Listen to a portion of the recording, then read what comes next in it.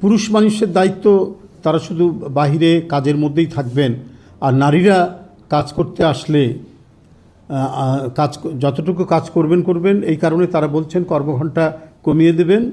আর কারণ তাদের সন্তান লালন পালন করতে হয়। সন্তান লালন পালনে কি পুরুষের কোনো দায়িত্ব নেই? পুরুষ কি সেই দায়িত্ব কিছু শেয়ার করতে পারে না? সভ্যতার এই যুগে সমাজ প্রগতি যখন এগিয়ে যাচ্ছে, তখন এই কথা বলে আপনারা এই সমাজটাকে কোথায় নিয়ে যেতে চান? কোন পর্যায়ে নিয়ে যেতে চান? আবার এখন তাদের আমির বলছেন যে না, এই কথা আমি বলিনি। আল জাজিরা সুস্পষ্টভাবে এখানে এসছেন। তাহলে নারীর যে অধিকার, আমাদের এখন যে সংবিধান, এর মধ্যেও আছে যে শেখ হাসিনা এটাকে এত কাটাছেঁড়া করেছে, তার নিজের মতো স্বৈরতন্ত্র ফ্যাসিবাদ কায়েমের পরেও যতটুকু অধিকারের যে কথাটি আছে, সেখানে মানুষের নাগরিক অধিকার নিয়ে সংবিধানে তাদের মৌলিক অধিকারের যে নিশ্চিত করা দরকার, সে কথাটি রয়েছে।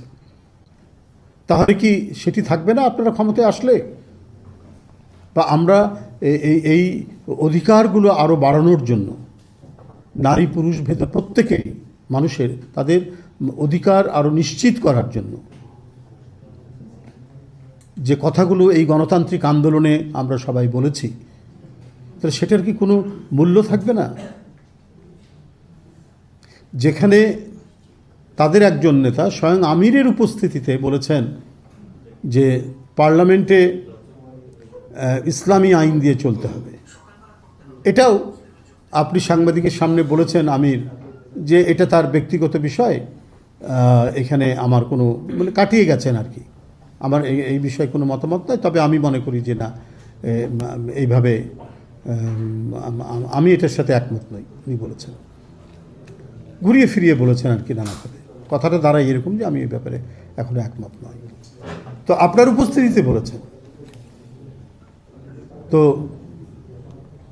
এই যদি ঘটনা হয়, তাহলে আপনারা রাজনীতি এবং সামনে নির্বাচনকে কেন্দ্র করে এখনও যে কথাগুলো বলছেন, সেখানে আপনারা নিজেরাই কোনো সুচিন্তিত একটি সিদ্ধান্তের কথা বলছেন না, বরং আপনারা আপনাদের পাতে ঝোল ঢালার জন্য যা কিছু করা দরকার সেই কাজগুলোই আপনারা করার চেষ্টা করছেন।